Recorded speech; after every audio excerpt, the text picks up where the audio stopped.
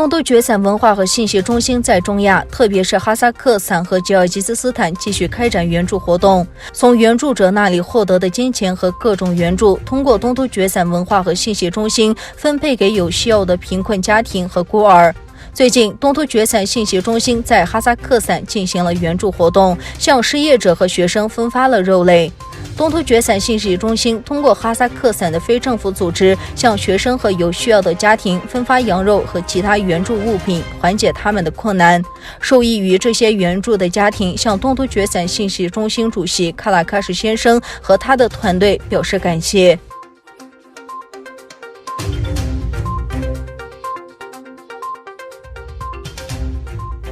英国即将出台法案，禁止进口具有强制劳工嫌疑的中国产品。《卫报》、《太阳报》等英国报纸1月11日披露，外交大臣拉布最快在本星期内就会将法案文本递交给下议院。除了禁绝维吾尔强制劳动产品，法案还将禁止出口可能被用于镇压的产品或技术。近年来，英国与中国的关系不断降温。就在最近，英国政府抨击了中国当局打压维吾尔穆斯林，对东突厥散棉花生产涉嫌使用强制劳工的消息表示深切忧虑。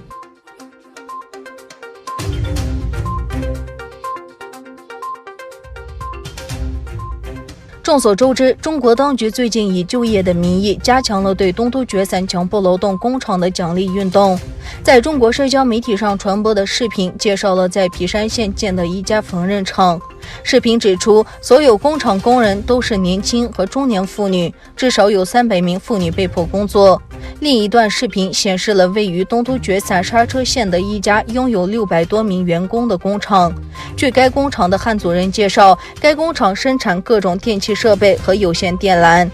并将销往中国各省和部分国外客户。观察人士说，尽管国际社会对东突厥散人民的强迫劳动做出了强烈反应，但中国当局仍试图以减贫和就业的名义使这种宣传和鼓励合法化。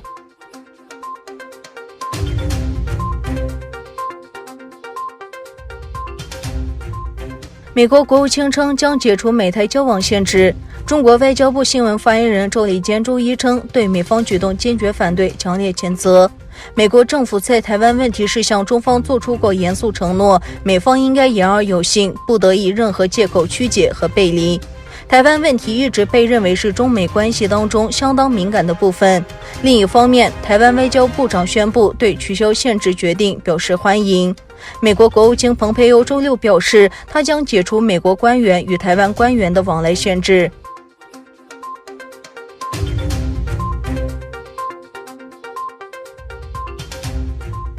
欧洲联盟呼吁伊朗放弃其20%的铀浓缩，并履行2015年签署的核协议的义务。外交关系和安全政策高级代表约瑟夫·博雷尔代表欧盟发表声明说，他们支持伊朗与全球列强签署的联合全面行动计划，也称为核协议。联合国安理会5个常任理事国以及德国2015年与伊朗签署的核协议，使德黑兰有权以3.67%的比率继续其铀浓缩活动。